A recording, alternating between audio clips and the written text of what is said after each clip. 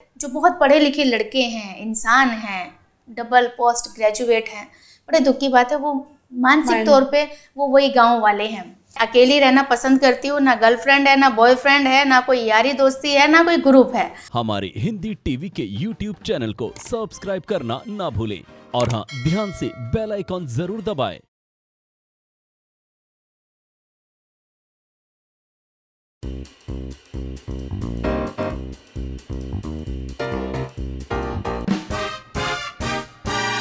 अच्छा सुनो, कुछ लोग जैसे रूम में एंटर करते हैं ना, ऐसे हो ही नहीं सकता कि आप उन्हें डबल टेक ना दें। लेडीज एंड जेंटलमैन, हाय नमस्ते, मेरा नाम है तन्वी मल्हारा और welcome to a beautiful spicy show जिसका नाम है थैंक यू सो मच। और मेरे आज काउच नहीं, चेयर पर एक ऐसी महिला है जो कि ऑल इन वन है, शी इज अ पैकेज। और वो जैसे रूम में एंटर करती है, it's impossible to not give a double take to her. Ladies and gentleman, she is an actress, she is a social worker, she is a mother, she is a wife, overall she is a beautiful human being. कैसे कर लेती हैं आप हेमलता शर्मा जी? एक तो जोरदार तालियां हो जाए इनके लिए। Thank you so much Tanvi, thank you so much for inviting me on this your beautiful show India TV, Hindi TV, because okay, आप कुछ कहना चाहेंगी या मैं कंटिन्यू करूँ? अच्छा, वो पहले एस्टैब्लिश करे नहीं, मैं इंटरव्यू ले रही हूँ, आप दे रहे। मैं बस ये पूछना चाह रही थी, आप कर कैसे लेती हैं? मतलब आप ये हर चीज़ कैसे हो, एंड सब में ही आप एकदम A1 हो। आई फील लाइक आपकी हर रील वायरल होती है, you are also known as viral भाभी। मैं आपकी रील्स देख रही थी, हर रील पर 5000 से मतलब 5000 तो मिनिमम बेसलाइन है कमेंट्स के। और आप हर रोज दूसरों को खुश करने के लिए कुछ काम करती है। जैसे आप इंटरव्यू देने भी आई हैं, it's a very nice incident. मैंने उनसे, हेमलता मैम ने मुझसे पूछा तो आप क्या पूछेंगी, कैसा होगा इंटरव्यू? तो मैंने बोला बहुत ही सिंपल सा होगा। तो मैम सेड क्यों सिंपल क्यों कर रही हो तुम? यू नो, अगर तुमने अपना समय दिया, मैंने अपना समय दिया, तो why make it simple? And I think बहुत कम ऐसे लोग होते हैं जो बोलते हैं कि you know I am a open book, मुझे जो चाहे पूछो। तो आप इतनी ओपन, इतनी ट्रांसपेरेंट, इतनी A1 and all in one कैसे हो? Tips please. देखो तानवी, सबसे पहली बात तो ये सच है कि आप यहाँ बैठी हैं, समय निकाल कर आई हैं, एंड ऑब्वियसली मैं भी समय निकाल के आई हूँ। ठीक है, हम बात करेंगे, तो जब हम बात करेंगे तो नॉर्मल बात क्यों करें? वो बात ना करें जो लोगों को ना पता हो, या वो बात ना करें जो दूसरे लोगों को के पास जाने तक यू नो लाइक वो इंस्पायर हो कि अच्छा भाई हेमा जी की ये तो बात हमें पता ही नहीं थी। तो जब आपने मुझे बुलाया है ना, आपके शो पे हिंदी टीवी, तो क्यों ना कुछ सीक्रेट हम रिवील करें, है ना? तो और जो आपने बोला कि मैं कैसे कर लेती हूँ सोशल वर्क, या एज ए नॉन वायरल भाभी, या एज ए बॉलीवुड एक्ट्रेस, तो बस मैं ये कहना चाहती हूँ कि ओरिजिनलिटी के साथ, and to be being honest, and to be being real.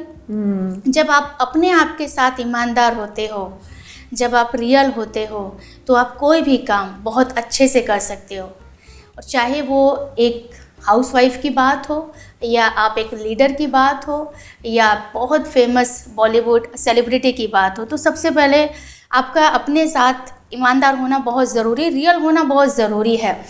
तो और यही मेरी सबसे बड़ी ताकत है कि मैं आज इतने 3-4 कैरेक्टर मेरे आसपास चलते हैं। सोशल मीडिया पे हर जगह हेमा शर्मा को जानते हैं, या मेरी हर वीडियो जो है मिलियंस में व्यूज़ आते हैं, 10,000 के आसपास डेली कमेंट्स आते हैं, मेरी ईमेल्स भरी पड़ी हैं। तो सिर्फ इसलिए कि मैंने ज़िंदगी में जो है ना, जो झूठ का जो बोझ होता है वो मेरे आसपास है ही नहीं, या यूँ कह सकते हैं जो मेकअप का भी जो बोझ होता है, या यूँ कह सकते हैं जो कपड़ों का भी जो बोझ होता है, यूँ कह सकते हैं रिश्तों का, या यूँ कह सकते हैं झूठ का, मेरे आसपास कोई नेगेटिविटी नहीं है। मैं बहुत लिमिटेड चीज़ें अपने आसपास रखती हूँ, और यहाँ से एकदम दिल साफ़ है, जिसकी वजह से मुझे हर काम करने में बड़ी आसानी होती है। मैं अकेली रहना पसंद करती हूँ, ना गर्लफ्रेंड है, ना बॉयफ्रेंड है, ना कोई यारी दोस्ती है, ना कोई ग्रुप है। मुझे ऐसा लगता है कि अगर आपको ज़िंदगी में कामयाब होना है ना, तो आप सबसे बेस्ट, अगर आपकी कोई कंपनी है तो वो खुद हैं।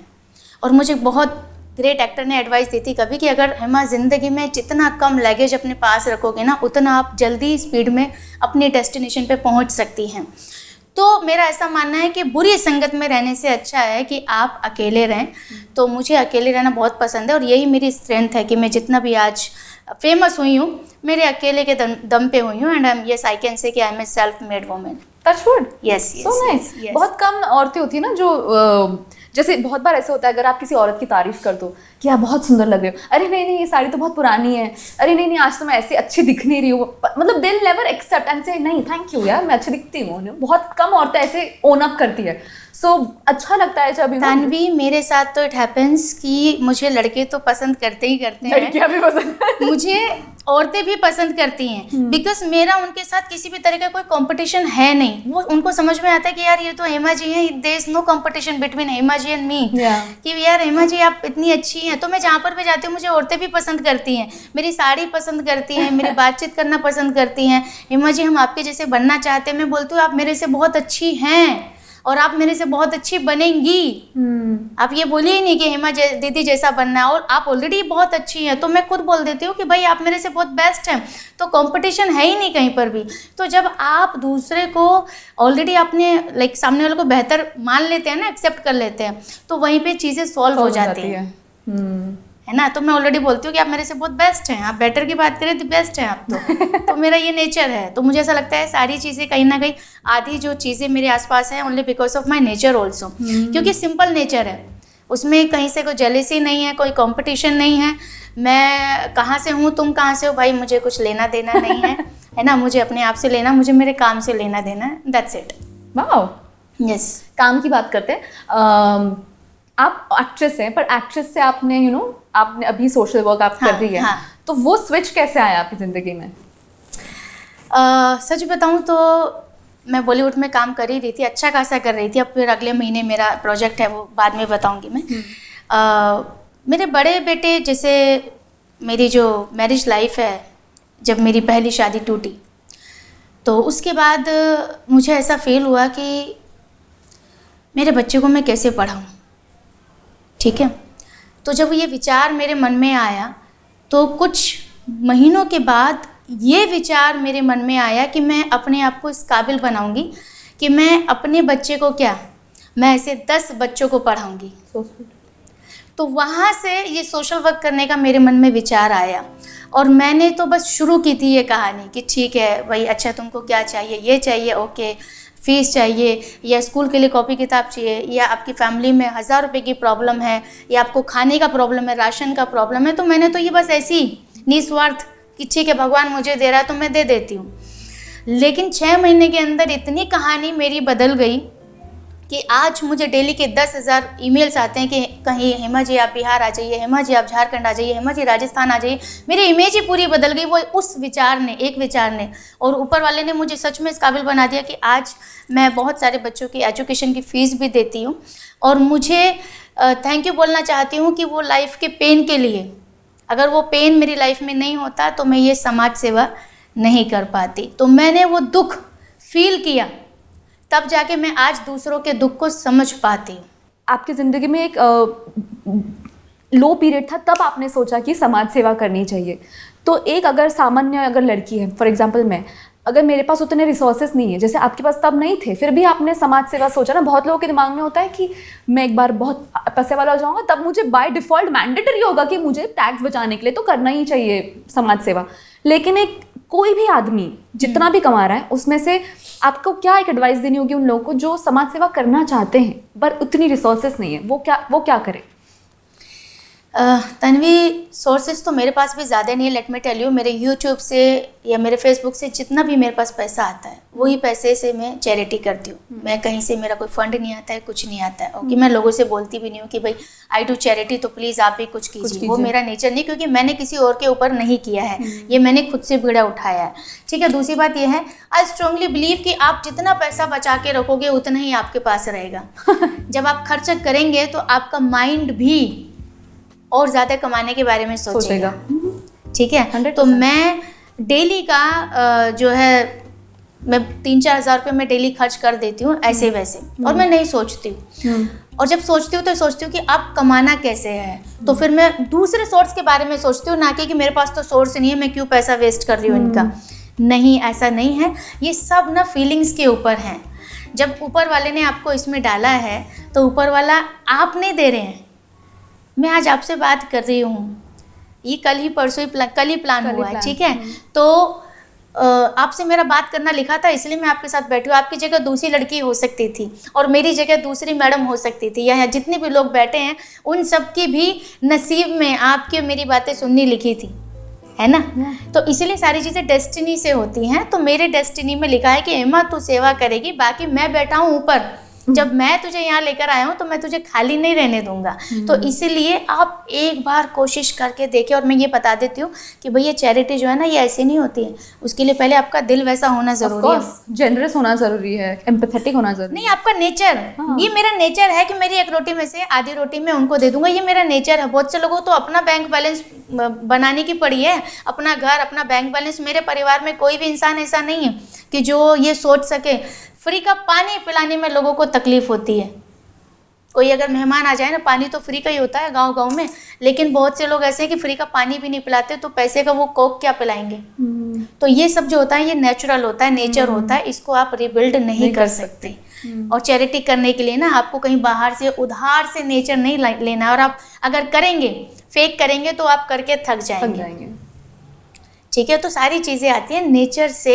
आपका नेचर कैसा है। और ये चैरिटी से मैंने कितना सब कुछ सीखा है। मेरे खर्चे कम, मतलब मैं अननेसेसरली साड़ियाँ नहीं खरीदती, मैं अननेसेसरली मेरे मेकअप के प्रोडक्ट कम कर दिए मैंने। मैं अभी पैसा सोचती हूँ कि नहीं यार ये पैसा तो अब दूसरी जगह जाएगा, तो पैसे कैसे बचाती हूँ, मैंने अपने खर्चे कम कर दिए। अब मैं कुछ एक्सपेंसिव चीज़ें नहीं खरीदती हूँ। मैं पहले बहुत महंगी साड़ियाँ पहना करती थी, बट आजकल मैं पहनती हूँ सीवी साड़ी जो है, ये इसकी कॉस्ट है 1500 रुपये की। वो बात अलग है, अच्छी लग रही होगी साड़ी, ठीक है। हाँ, तो अपने जब खर्चे आप कम कर देते हैं दूसरों के लिए, तो वही तो है ना सोशल वर्क। ट्रू है ना, वही रियल है कि भाई मुझे खाने की वैल्यू पता चली है। आज मुझे ऐसा लगता है कि खाना मिल रहा है मुझे, मैं अपने बच्चे को बोलती हूँ कि प्लीज़ नखरे मत दिखाओ, खाना मिल रहा है बहुत बड़ी बात है। क्योंकि मैं देख के आ रही हूँ, जिसको खाना दे के आई हूँ उनके पास मैं राशन दे के आई हूँ, खाना नहीं है। तुमको एसी मिल रहा है, अच्छा घर मिल रहा है, बड़ा टीवी मिल रहा है, सब कुछ मिल रहा है, अच्छे कपड़े पहन रहे हो, मोबाइल यूज़ कर रहे हो, क्या चाहिए। तो मुझे वैल्यू मिल गई है लाइफ की कि भाई मैं कितनी अच्छी अच्छी चीज़ें कर रही हूँ। तो ये मैंने खुद सीखा है कि खाना, मेरे नखरे कम हो गए हैं। पहले थोड़े बहुत होते थे कि भाई होटल से मंगाओ, आजकल 500 रुपये भी दिखता है मुझे कि नहीं भाई 500 रुपये का खाना मैं वेस्ट कर रही हूँ। रोटी सब्जी तो है तो मैं क्यों ना घर में बना के खा लूँ। तो ये सोशल वर्कर ने मुझे एक अच्छी इंसान बनाया है।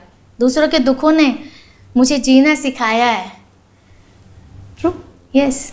With that will take a छोटू सा ब्रेक और हम बात करेंगे लव, रिलेशनशिप्स एक्सेट्रा की। Yes, bye.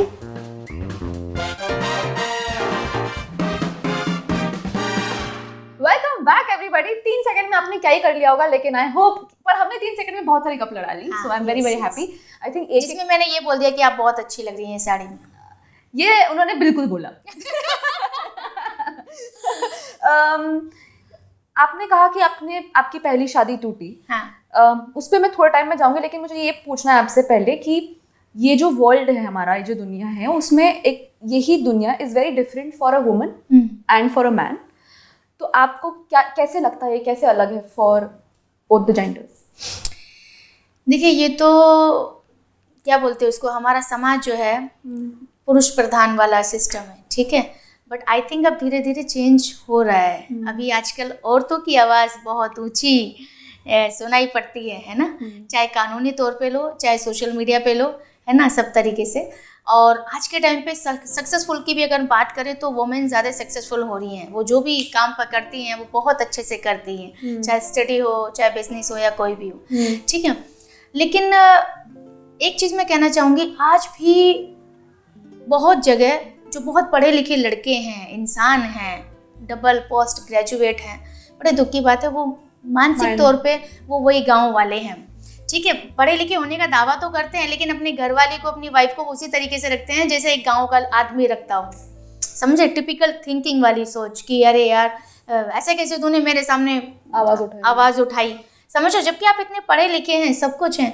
और मैं ये भी बात आज क्लियर कर देना चाहती हूँ कि गांव में ही नहीं डोमेस्टिक वायलेंस होता है, जो मतलब हमारे बॉलीवुड सेलेब्स में भी होता है। पर वही बात है कि बड़े लोगों की शान बहुत ऊंची होती है, तो ये पता ना चल जाए कि भाई जो है ये इतनी बड़ी फेमस मैडम जो है, इनके साथ इस तरीके से सलूक किया जाता है, या इनके हस्बैंड इस तरीके से सलूक करते हैं।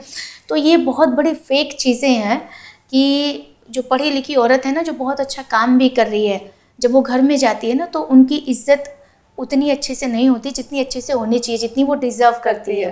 तो ये जो है ना, जो गांव में कि भाई यार हमको तो हमारा आदमी तो यार ऐसे डांटता है, मारता है, पीटता है, तो बड़े बड़े घर में भी ऐसा होता है। ये पढ़े लिखे लोग जो है ना, सिर्फ ड्रामा करते हैं कि हम पढ़े लिखे लोग हैं, एक्चुअली ये पढ़े लिखे नहीं होते। मेरा ऐसा मानना है कि देखो, रेस्पेक्ट देने के लिए आपका पढ़ा लिखा होना बिल्कुल भी ज़रूरी नहीं है, ना गांव ज़रूरी है ना शहर ज़रूरी है।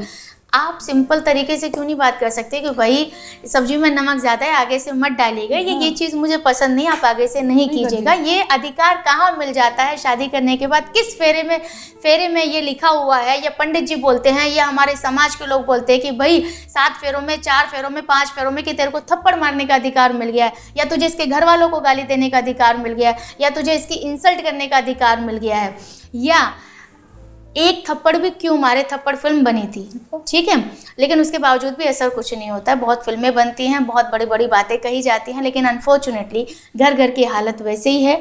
मुझे ऐसा लगता है कि भाई हमको ना सबसे पहले अपने अधिकार के लिए हमको ना, और फिर अधिकार की जब बात करते हैं तन्वी, तो फिर डाइवोर्स हो जाता है।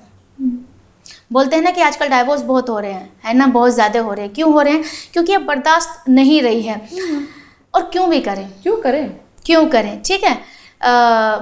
आदमी क्यों मारे यार, बताइए ना, आप क्यों मारे? कोई जानवर तो है नहीं, इंसान ही तो है। अगर आपको नहीं समझ में आ रहा है तो आप रेस्पेक्टफुली बोल दो। और देखिए आजकल तो ऐसा भी हो गया कि आदमी ज़ात चाहते हैं कि औरत पैसा कमाए। कलयुग की मैं बात बताती हूँ, ये मेरे साथ पर्सनल हुई है, मैं इसलिए बता रही हूँ कि आपकी बीवी कितनी संस्कारी है, सुशील है, सुंदर है, वो कोई मैटर नहीं करता। आपकी बीवी कितना पैसा कमाती है आजकल, ये मैटर करता है। How much she is famous, ये मेरे साथ हुआ है, इसलिए मैं बता पा रही हूँ, क्योंकि मैं बात वो करती हूँ जो मेरे साथ हुई है, क्योंकि दूसरे के जीवन की तो मुझे कहानी नहीं पता, है ना। तो आजकल वो ज़माना चला गया कि जब एक इंसान को एक सुंदर सुशील संस्कारी बहू चाहिए थी या वाइफ चाहिए थी, आजकल सबको एक पैसा कमाने वाली बीवी चाहिए। ये कड़वी सच्चाई है, फेमस वाइफ चाहिए, बट ये गलत है, मेरा ऐसा मानना है, बहुत गलत है। और अगर यही करना है तो फिर शादी क्यों करें? औरत शादी क्यों करे? फिर अपना इंडिपेंडेंट ना रहे? ऑफ कोर्स, है ना, क्यों रहे? तो मैं जैसे जब मैंने शादी की थी पहले, तो मैं बिल्कुल भी काम नहीं करना चाहती थी, लेकिन लाइफ में ऐसे उतार चढ़ाव आए कि पैसा कमाने के लिए मेरे पास जरिया नहीं था। मुझे डांस आता था, एक्टिंग आती थी, तो मैंने क्राइम पेट्रोल में ऑडिशन दे दिया, और वहाँ से मेरी कहानी शुरू हुई। सबसे पहले मैंने जो काम किया था वो 2000 रुपये में काम किया था, जिसमें मेरा 3 साल के बच्चे को मैं काम वाले के ऊपर छोड़ के गई थी। तो वहाँ से 2013 से ये कहानी शुरू हुई।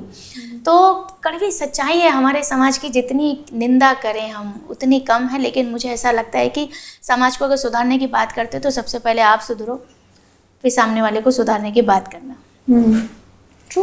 और आपकी हैबिट्स ही आपको इंसान, मतलब वो डिसाइड करती है आप कैसे इंसान। हाँ, आपकी हैबिट्स ही आपको बनाती है ना।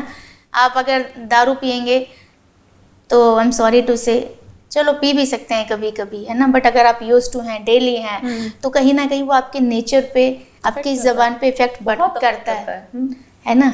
तो आजकल तो स्टाइल मानते हैं इसको, देखो भाई ऐसा है, जिसको जो करना है करे, बट मैं हेमा शर्मा, मैं कुछ नहीं करती हूँ, और यही मेरी ताकत है, बस मुझे इतना पता है। बाकी आपकी जिंदगी जो करना है आप करो, यू चूज योरसेल्फ कि भाई क्या अच्छा है क्या बुरा है। हाँ, बहुत बच्चे होते हैं जो अपने माँ बाप को ओल्ड एज होम में भेज देते हैं। और उनके पास बहुत ही सॉलिड रीजन होता है कि हमारे पास टाइम नहीं है, ये नहीं है। तो आपका क्या है view on like old age homes? क्या ये कॉन्सेप्ट अच्छा है? What you think? और हाँ, बस ये मैं आपको बताऊँ, मैं अब रिसेंटली ओल्ड एज होम खोलने वाली हूँ अपना। अच्छा। और ये खोलने का रीज़न ये है कि मैं अलीगढ़ में वृद्ध आश्रम में गई। ठीक है, वहाँ पे मैंने उनके साथ बहुत क्वालिटी टाइम स्पेंड किया। मैं उनको कुछ चादरें देने के लिए गई थी। वहाँ पे मुझे पता चला कि कुछ चादरें उन तक नहीं पहुँचाई गई, और वो मेरे से इतना क्लोज हो गए कि वो रो रहे थे। तब मैंने डिसाइड किया कि वो इतने खुश नहीं थे वहाँ पे। मुझे ऐसा लगा इनकी ज़िंदगी की आखिरी सांसें है और इसमें भी ये खुश नहीं है, तो क्यों ना कुछ ऐसा किया जाए कि ये जाते जाते जो इनकी बची कुची सांसें हैं, ये हैप्पी जाएं, जिसको बोलते हैं ना संतुष्ट होके जाना। इंसान भरपेट खाना खा रहा है, भरपेट डांस कर रहा है, भरपेट, जो मैंने उनके साथ जाके डांस वांस भी किया था बहुत। और जिसको बोलते हैं ना कि भाई देखिए, किताब के दो ही पहलू याद रहते हैं, उसी तरीके से आपकी ज़िंदगी के भी हैं। एक आपका बचपन और एक आपका ओल्ड एज। जवानी में सबके साथ कुछ ना कुछ होता है और होना बनता है, क्योंकि जवानी बनी इसीलिए होती है। ठीक है, उसमें आप अपने आप को ग्रो करेंगे, कोई मिलेगा, कोई जाएगा, कोई आएगा, उसमें आपकी कहानी डेवलप होती है एंड के लिए। तो भाई आपका जन्म कहाँ हुआ ये आदमी को याद रहना ज़रूरी है, और आप किस दिन गए वो रहना ज़रूरी है, तो इसका मतलब आपकी लाइफ सक्सेसफुल है। तो मेरा ऐसा मानना है कि जो लोग मेरे संपर्क में हैं उनको मैं जाते जाते उनकी ज़िंदगी के जो आखिरी समय हैं वो अच्छे से बिता के जाएं, और उसके लिए मेरी पूरी कोशिश मतलब चल रही है। हालांकि अकेले कोई टीम वर्क नहीं है मेरा, तो थोड़ा सा टाइम लग रहा है, बट ऊपर वाले ने चाहा तो जल्दी मैं करूँगी। और ये बिल्कुल गलत है कि भाई जो माँ बाप को जो है मतलब बच्चे निकाल रहे हैं। फेक बात नहीं करना चाहूँगी, मैं जहाँ से हूँ वहाँ पर भी जो है जब एक माँ बूढ़ी हो जाती है तो अरे इसको क्या ज़रूरत है, अभी 2 रोटी तो चाहिए इसको। भाई ये किसने बोला उसको सिर्फ 2 रोटी चाहिए, उसको तो 4 चीज़ें चाहिए, अभी उल्टा ज़्यादा चाहिए, क्योंकि अब उसका शरीर बीमार हो रहा है एंड उसको लग रहा है कि मेरी ज़िंदगी का आखिरी समय है तो मैं अच्छा पहनूं, मैं अच्छा खाऊं।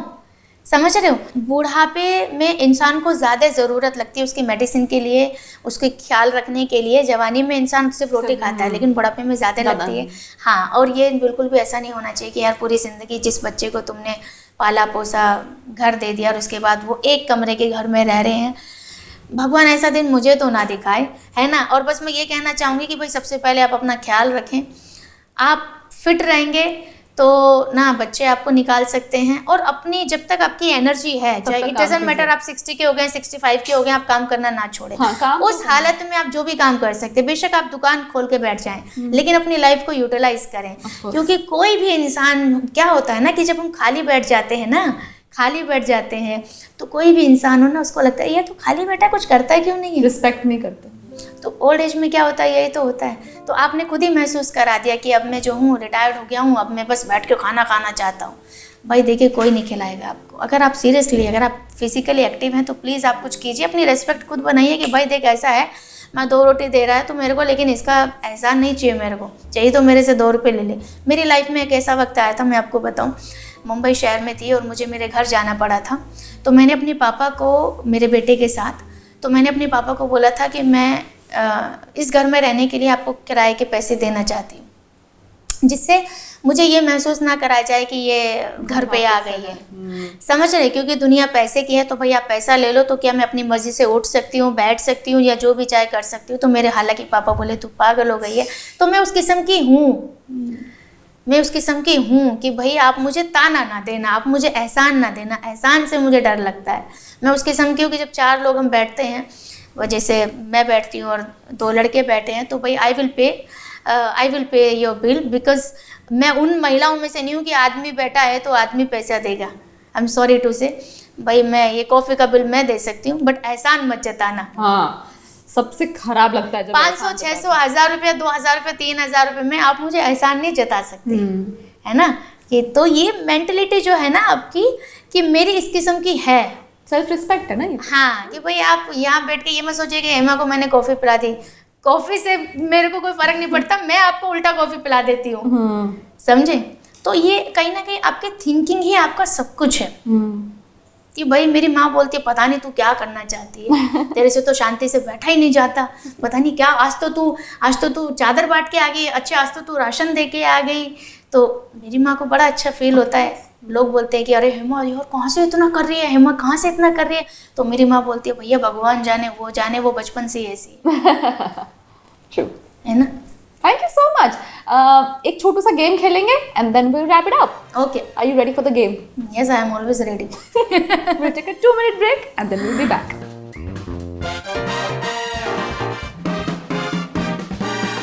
Hi, welcome back। और हमारा गेम हम शुरू करते हैं। आपकी आवाज सुन के लगता है, वैसे आपने बता भी दिया कि आप अच्छा तो गाती हैं, सो विल प्ले अ छोटू सा गेम। मैं आपको एक वर्ड बोलूंगी और उसमें आपको जितने गाने आ रहे हैं, फॉर एग्जाम्पल मैंने तन्वी बोला तो जितने गानों में तन्वी है आप उतने गाने गाइए। आप जितने ज्यादा गाने गाएंगी उतने आपको पॉइंट्स मिलेंगे। रेडी? तन्वी, ये थोड़ा सा डिफिकल्ट है मेरे लिए, गाना वाना गाए हुए मुझे मुद्दत हो गई। मतलब समाज सेवा करते करते ना मैं वो थोड़ा सा अलग ही जोन में चली गई हूँ। गाने भी सुनती हूँ ना, मोटिवेशन वाले सुनती हूँ मैं, जैसे दिल को देखो चेहरा ना देखो, समझ रहे हो। तो मैं आपको वैसे ही वर्ड दूंगी। चलिए देखते हैं, लेट्स सी। रेडी? हाँ। दिल को देखो चेहरा ना देखो, चेहरों ने लाखों को लूटा, दिल सच्चा और चेहरा झूठा। अब इतना ही है, अब फिर वापस से। और जितने आ रहे हैं आपको दिल से दिल, अरे यार ये तो बड़ा मुश्किल है। दिल दे दिया है जहाँ तुम्हें देंगे, दगा नहीं करेंगे सनम। Third song. दिल दीवाना होता है मस्ताना। ये रॉन्ग है। ये ना प्यार दीवाना होता है, प्यार होता है, नहीं रॉन्ग है। रॉन्ग। तो हो गया Tanvi, I think. Come on, you can do this. अरे नहीं यार, 3 तो हो ही जाएंगे।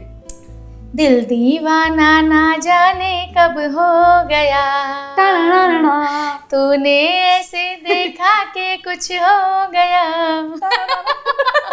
Okay, next word. बादल। बादल बादल बादल यूं गरजता है, दिल कुछ ऐसा लगता है, तड़प तड़प के नन बिजली मुझ पे गिर जाएगी। अभी आगे। बादल, अरे यार बादल बरसे, मेघा बरसे, समथिंग कुछ तो है यार। मैंने पहले बोला था ये थोड़ा सा डिफिकल्ट है मेरे लिए। बरसा मेघूनी। हाँ ये यार, ये बड़ा ट्रेंडिंग में चला था बाय द वे, इसलिए आपको याद होगा तो बता। बादल बरसा दे चोली, समथिंग है, पानी, समथिंग करेक्ट। बादल एक्चुअली बहुत डिफिकल्ट वर्ड है। हाँ, इसलिए आपने चूज किया। हाँ। लास्ट वर्ड, तुमसे मिलना, बातें करना बड़ा अच्छा लगता है। ये मैंने आज इस पे रील बनाई थी, इसलिए मैंने तुरंत गा दी। मैंने सुनी कोई। हाँ। ओके। देखी मतलब। हाँ। नेक्स्ट। तुमसे मिलकर ना जाने क्यों और भी कुछ याद आता है। अच्छा एक और, तुमसे अच्छा कौन है, चांद तारे फूल शबनम। हो गया ना, 3 हो गया। हाँ चलो, गुड जॉब यार। So nice. लास्ट, क्योंकि आपने इतने प्यार भरे गाने गाए हैं, तो मेरा बस एंडिंग क्वेश्चन आपसे ये है कि आपके लिए what's the definition of love? प्यार क्या है? ओहो यार, ये क्या सवाल पूछ लिया आपने। आपने प्यार में मेरी जिंदगी में जो सबसे कम चीज मिली है वो है प्यार। इतना तो प्यार मिल रहा है आपको। हाँ, मतलब जनता से मिल रहा है, बट किसी खास की तमन्ना थी वो मिली नहीं, और इसी वजह से मैं शायद आज जहाँ पर भी आई हूँ इसीलिए आई हूँ। मुझे ऐसा लगता है कि अगर प्यार और सम्मान में से अगर आपको चूज़ करना हो तो ऑलवेज चूज़ सम्मान, रेस्पेक्ट। क्योंकि जो इंसान आपको रेस्पेक्ट नहीं दे सकता वो इंसान आपसे प्यार नहीं कर सकता। बड़े बड़े कृष्ण जी देखिए, महादेव जी देखिए, वो झुके हैं प्यार के सामने, और यहाँ पे ये प्यार करने वाले थप्पड़ मार देते हैं या गाली दे देते हैं, डिसरेस्पेक्ट कर देते हैं। तो कहाँ हुआ तुम्हारा प्यार, बताइए ना। अगर इतना प्यार करने की चुल है तो उस इंसान को सबसे पहले रेस्पेक्ट देकर देखो। मैं हर रिश्ते में बोलती हूँ, अगर आज बेटा अपनी माँ से ऊंची आवाज़ में बात कर लेता है तो फिर वो कहाँ हुई उसकी माँ, है ना। या कोई भी रिश्ते में बहन अगर डिसरेस्पेक्ट करती हैं तो कौन है या क्या है, तो कहाँ हुआ प्यार। तो प्यार की सबसे बड़ी जो अच्छी परिभाषा वो है सम्मान। अगर आप सच में तन्वी, अगर किसी को आप प्यार करती हैं तो आप उसको हमेशा रेस्पेक्ट दें, क्योंकि जहाँ आपने सरेंडर कर दिया, महादेव को देखिए ना, पार्वती जी के सामने सरेंडर करते हैं। जब आपने सरेंडर कर दिया तो उससे ज़्यादा प्योर आप क्या डेफिनेशन देंगे अपने प्यार की। जिसके सामने आप प्यार करते हैं आपने सिर झुका दिया, और सिर झुकाने का मतलब होता है रेस्पेक्ट। और जहाँ पर आपने सर ऐसे कर दिया उसका होता है निरादर, घमंड, ईगो, डिसरेस्पेक्ट, जिसको बोलते हैं काइंड ऑफ तमाचा मारना। तो मेरा ऐसा मानना है कि अगर मैंने अपनी ज़िंदगी में ये 15 साल के अंदर एक ही चीज़ सीखी है, जो इंसान आपसे प्यार करता है वो आपको कभी चरित्र के बारे में नहीं बोलेगा, आपके परवरिश के बारे में नहीं बोलेगा, आपके वे ऑफ लिविंग के बारे में नहीं बोलेगा, आप कितने पढ़े लिखे हैं, कितना आप ज़्यादा जानते हैं, उसके बारे में भी आपको कभी टोकेगा नहीं। हाँ, आपको करेक्ट ज़रूर करेगा कि जिससे मेरा पार्टनर या मेरे साथी या मेरी फैमिली वो आगे बढ़ सके, है ना। तो प्यार का मतलब यही है कि जो भी आपके साथ है ना, आप उसको हमेशा जो है आगे बढ़ाने की कोशिश करें, रेस्पेक्ट करें, चाहे रिश्ता कोई भी क्यों ना हो। और जहाँ रेस्पेक्ट नहीं, हम सॉरी टू से, वो प्यार ही नहीं है। या 100%। जो आजकल कम होता जा रहा है। प्यार करते तो हैं लेकिन रेस्पेक्ट नहीं दे पाते, और अगर दे भी दी, 1 महीना दे दी, 2 महीना दे दी, 6 महीना दे दी, तो लगता है जिंदगी में, अपनी जिंदगी तो छोड़िए, उसकी जिंदगी पे बहुत बड़ा एहसान कर दिया। आप प्यार से बोल के तो देखिए, बड़े बड़े काम हो जाते हैं। मैं आपको बोलती हूँ, आप प्यार से बोल के तो देखिए, मेरे पास बैग में जो भी होगा, मेरा जो होगा देखा जाएगा, मैं आपको दे दूंगी। आप बोल के तो दे दी, या आप बोलिए मेरी साड़ी अच्छी लग रही है, आप ले लीजिए, कपड़े तो है। जब से पैदा हुई हूँ तब से कितना कपड़ा पहनी हूँ, ये कपड़े के ऊपर लेके सोचूंगी मैं? घर में बहुत सारे कपड़े रखे हैं, ये क्या है? चलो कान का ही तो है, कितने जब से पैदा, जब से कितने पहनी और कितने पहनूंगी जब तक जिंदा हूँ। तो रेस्पेक्ट और गिविंग, जिससे प्यार करते हैं, अरे जा भाई दे दिया, मैं क्या बोलूँगा कि मैंने तन्वी को साड़ी दी है? बोल दिया तो प्यार कहाँ, डिसरेस्पेक्ट हो गई ना। तो देना, सम्मान देना, दिल खोल के आप अगर किसी को प्यार करते हैं तो बस वही है। 100%। वाह, मास्टर क्लास हो गई हमारे साथ। Thank you so much, it was lovely talking to you. आपके साथ कभी कोई कंपटीशन कर ही नहीं सकता because you are already a winner, लेकिन हमें आपको सम्मान देने के लिए एक छोटा सा गिफ्ट है। So can we have the hamper please? Thank you so much, आप आए और इतना कीमती वक्त हमारे साथ आपने बिताया। वाह तन्वी, आई एम श्योर ये मेरे बच्चे यश को बहुत पसंद आएगा और वो मुझे बोलेगा मम्मी वहाँ पर आप वापस भी जा सकती हो क्योंकि फिर वापस से इतने सारे चिप्स एंड ऑल मिलेंगे। So thank you so much Tanvi, and seriously मुझे भी बहुत अच्छा लगा आपसे बात करके, and you are such a nice person, and wish you all the best for your this show Hindi TV. मेरी सारी शुभकामनाएं आपके साथ है कि ये शो जो है आपका सुपर बहुत बहुत मिलियंस में जाए, लोग बोले कि भाई मुझे भी पॉडकास्ट करना है, वो भी तन्वी जी के साथ, है ना? So thank you so much, thank you so much guys for loving us, watching us, और ध्यान रहिए we are gonna come every week. तो आप अपनी जिंदगी में स्पाइस डालते रहिए थोड़ा सा, it's great, too much will cause tummy problems, you know that, we don't want that. Bye guys, see you next week, love you.